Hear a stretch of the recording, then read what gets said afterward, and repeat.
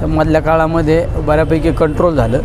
पण शेवट अयोध्ये धंदे परतसुद्धा आता मला बऱ्यापैकी फोन येतात, परत सुरू झालेले आहेत.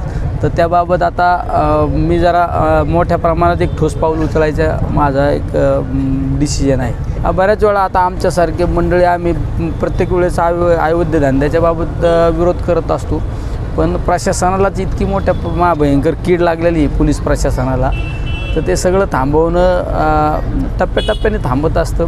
शेवट माझ्यासारखं निलेश लंके होऊन किंवा अरविंदसारख्या आमच्यासारख्या असंख्य ज्यावेळेस तयार होतील ना, त्यावेळेस ह्या सगळ्या गोष्टी थांबणार आहेत. आपलं तालुक्यात कुठंतरी लक्ष कमी झालं आहे असं काही कार्यकर्त्यांचा देखील आरोप आहे आणि लोकांना जनतेसोबत असं वाटतं, काय सांगा? नाही, असं एखाद्या लोकसभेचा खासदार झाल्यानंतर त्याला 8 तालुके असतात. तसं एखाद्याला आरोप करणाऱ्या माणसाला मी रोज जरी श्रीगोंदा शहरात आलो तरी ते म्हणणार काय खासदाराला काही काम आहे का नाही रोज श्रीगोंदा शहरात आहे. असा काही प्रकार नाही. ज्या ज्या महत्त्वाच्या घडामोडी असतात त्या महत्त्वाच्या घडामोडीमध्ये मी श्रीगोंदा शहरामध्ये असतो.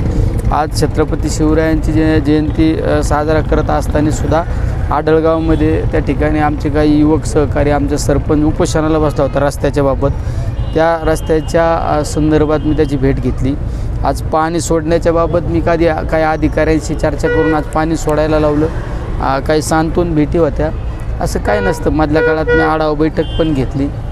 असं जलजीवनचा विषय आपण कुठेतरी जलजीवनच्या बाबतीत मी मधल्या काळात अधिवेशनाच्या काळात जलशक्ती मिनिस्टर CR पाटलांना भेटलो आणि केंद्रस्तरीय चौकशी समितीसुद्धा लावलेली आहे आणि त्या चौकशीच्या माध्यमातून लवकरच ते चौकशी सुरू होणार आहे. श्रीगोंद्यातून आपल्याला मोठं मताधिक्य मिळालं होतं खासदारपदात, तरी देखील आमदार भाजपचा निवडून आपण कुठेतरी कमी पडला असं वाटतं? नाही, आम्ही कमी पडलो का नाही महाराष्ट्रातली सर्वसामान्य जनता सांगते. कोण कमी पडलं, हा विजय कशाचा आहे तुम्ही पाहिला असेल. आपण अनेक विजय पाहिले आत्तापर्यंत.